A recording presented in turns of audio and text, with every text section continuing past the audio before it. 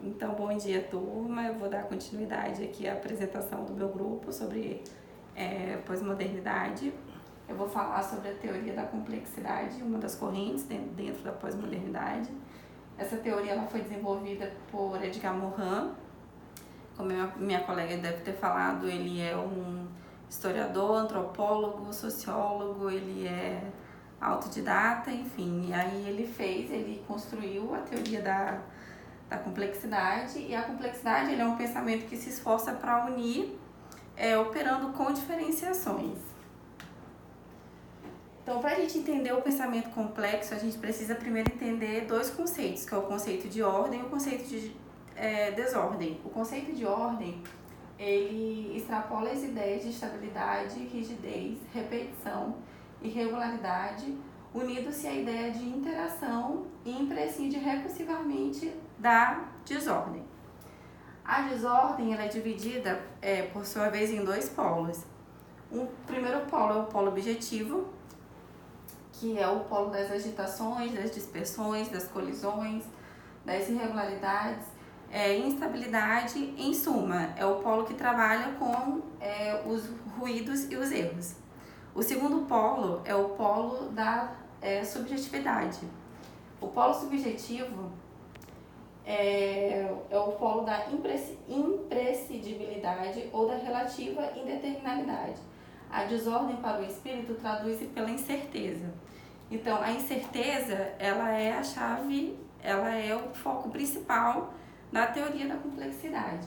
Morin, ele fala que ele não busca, que o pesquisador não deve buscar respostas prontas. Ele deve buscar mais questionamentos a respeito, tentar encontrar respostas com mais perguntas, com mais questionamentos a respeito. Nesse contexto, o entendimento do universo é visualizado no interior de sistemas de ordem e desordem e inseridos em redes de interação e organização, formando uma matriz tetragramática, ou chamada também tetragrama de Morin. Nesse tetragrama a gente encontra os conceitos de ordem, desordem, interação e organização.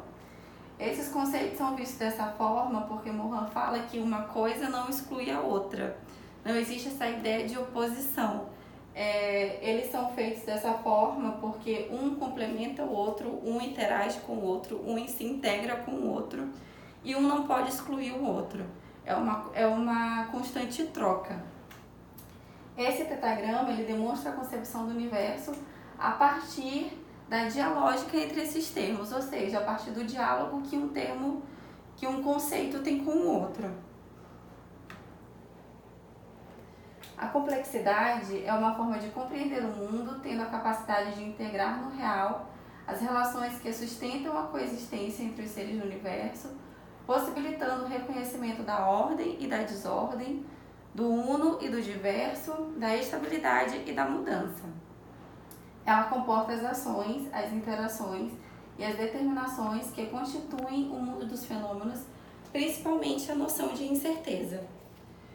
Aqui, usando as palavras do próprio Edgar Morin, ele fala que o meu sentido das verdades eram contrárias e a minha recusa das verdades isoladas suscitou os princípios de um pensamento complexo, isto é, de um pensamento que relaciona o que, por origem diversas e múltiplas, formam um tecido único e inseparável, que é o conceito de complexos. O complexos, a palavra complexos, ela é um termo que vem da tapeçaria, que significa tecer, unir, estar junto, entrelaçado. Então, o conceito de tapeçaria é uma coisa que está uma entrelaçada na outra. E assim, o Morin ele explica dessa forma. Ele fala que para você explicar um fenômeno, você não pode separar as coisas. Você tem que entender o contexto, tudo que permeia, tudo que envolve esse fenômeno. A complexidade ela apresenta 3 princípios básicos. O princípio hologramático ele evidencia que não apenas a parte está no todo, como o todo está inscrito nas partes. O que ele quis dizer com isso? Que apesar da parte ela ser uma unidade do todo, ela tem uma parte desse todo. Se ela for separada, ela não vai deixar de possuir, de fazer parte desse todo. Por exemplo, ele dá o exemplo dos organismos biológicos, os organismos vivos, as células, por exemplo. Cada célula, ela é individual, ela é singular, mas ela carrega o código genético de um ser que é um todo, de um ser global. Então ela tem, juntando todas as células, torna um ser, mas cada uma tem o seu código genético separado. O segundo princípio é o circuito recursivo. Ele representa um circuito gerador, em que os produtos e os efeitos são eles mesmos produtores e causadores daquilo que os produz. E aí ele dá o exemplo de um tufão. O tufão, ele ao mesmo tempo que ele é produtor, ele é produto de um fenômeno, do mesmo fenômeno. O terceiro princípio básico é o princípio dialógico. Ele permite assumir racionalmente a associação de ações contraditórias para conceber um imenso fenômeno complexo. Ou seja, duas ideias que podem parecer contraditórias, na verdade elas se complementam para formar um fenômeno, para explicar um fenômeno. O método de investigação na complexidade surge dos pressupostos teóricos, que segundo Morin, a teoria não é nada sem o método. O método, ele ajuda o pensador a pensar por si para responder ao desafio da complexidade do problema. E aí Morin fala que na teoria da complexidade não se precisa de uma metodologia prévia em que você já estabelece o que vai ser feito. Ele fala que o método se autoproduz de acordo com o desenvolvimento, com a demanda, com a complexidade do problema. É desejável que o pesquisador não esqueça que o pensamento complexo é essencialmente o pensamento que trata com incerteza e é capaz de conceber a organização. A utilização do método da complexidade na investigação leva a considerar que a complexidade ela enfatiza o problema e não a solução. Porque tudo está em movimento e que esse movimento se infinda na ação reflexiva da inter-relação entre todas as coisas. Em qual corrente o meu projeto se insere e por quê? Em qual corrente meu projeto não se insere e por quê? O meu projeto ele tem o título Entre Realidade e Percepção, Gerenciamento do Cuidado de Enfermagem no Centro de Material de Esterilização.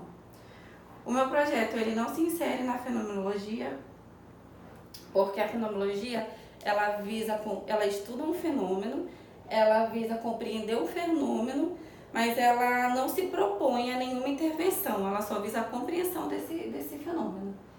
Ele não se insere no positivismo, porque no positivismo todos os resultados eles são generalizados e o contexto não importa. E no meu caso, do meu desenvolvimento na minha pesquisa, a gente quer justamente analisar o contexto dos profissionais de enfermagem. Ele não se insere no materialismo histórico e dialético, porque o materialismo histórico ele está mais voltado para as questões sociais, para as questões de classe sociais, de coletividade, e a análise das estruturas e relações sociais para entender as relações com o fenômeno. E, por fim, o meu projeto ele se insere na pós-modernidade, porque essa corrente ela evidencia uma inquietação e uma tentativa de revalorização do cuidar em termos mais amplos, holísticos, capazes de resgatar do ser humano a sua totalidade e, sobretudo, possibilitar a construção dos eixos teóricos e práticos distanciados do mecanicismo. Por quê? Porque a atividade da enfermagem no CME ela é vista como uma ação mecanicista, fazendo com que os profissionais que atuem nessa unidade eles não se sintam inseridos no cuidado. A respeito disso, a corrente ela se propõe a interpessoalidade, tanto do ser agente do cuidado, quanto ao ser receptor do cuidado. Ou seja, ela leva em consideração não só as necessidades e individualidade do ser que é passível de cuidado, mas também do ser que é cuidador, que é o caso do profissional do CME, que apesar dele do cuidado dele ser um cuidado indireto, ele também é um ser cuidador, ele também é um ser agente do cuidado. Então é isso, muito obrigada pela atenção de todos.